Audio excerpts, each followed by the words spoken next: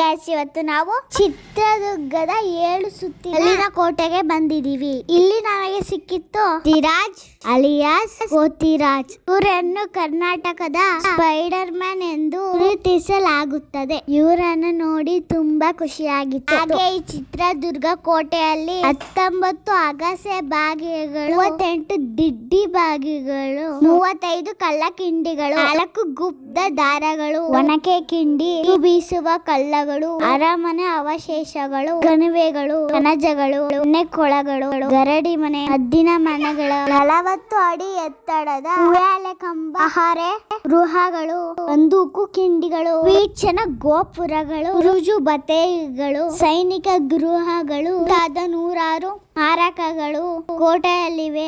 ಯುದ್ಧ ತಂತ್ರಕ್ಕೆ ಅನುಗುಣವಾಗಿ ನಿರ್ಮಿಸಿದ ಈ ಕೋಟೆಯ ರಚನೆ ಚಿತ್ರದುರ್ಗದ ಹಳೆಗಾರರ ಶೌರ್ಯ ಪರಾಕ್ರಮಗಳ ಸಂಕೇತವಾಗಿದೆ. ಕದಂಬರ ಕಾಲದಿಂದ ಕೋಟೆ ಸುಮಾರು 11ನೇ ಶತಮಾನದಿಂದ 14ನೇ ಶತಮಾನದವರೆಗೂ ವಿಜಯನಗರ ಸಾಮ್ರಾಜ್ಯ ರಾಜರು ಕೋಟೆಯನ್ನು ಆಳುತ್ತಿದ್ದರು.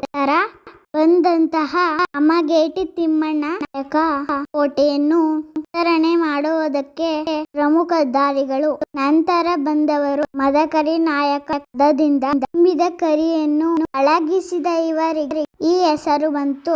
ಅವರ ನಿಜದ ಹೆಸರು ಹುಬ್ಬಣ್ಣ. ಅವರು ವಿಜಯನಗರ ಪತನಗೊಂಡ ನಂತರ ವಿಜಯನಗರವನ್ನು ಸ್ವತಂತ್ರಗೊಳಿಸಿ ಈ ಕೋಟೆಯನ್ನು ಪಾಳೆಗಾರರಾಗಿ ನಡೆಸಿಕೊಂಡು ಹೋಗುತ್ತಾರೆ. ನೋಡಿ ಗಾಯ್ಸ್, ನನ್ನ ತಮ್ಮ ಫೋಟೋಗೆ ಅಂತ ಕೋಲ್ ಇಟ್ಕೊಂಡಿದ್ರು.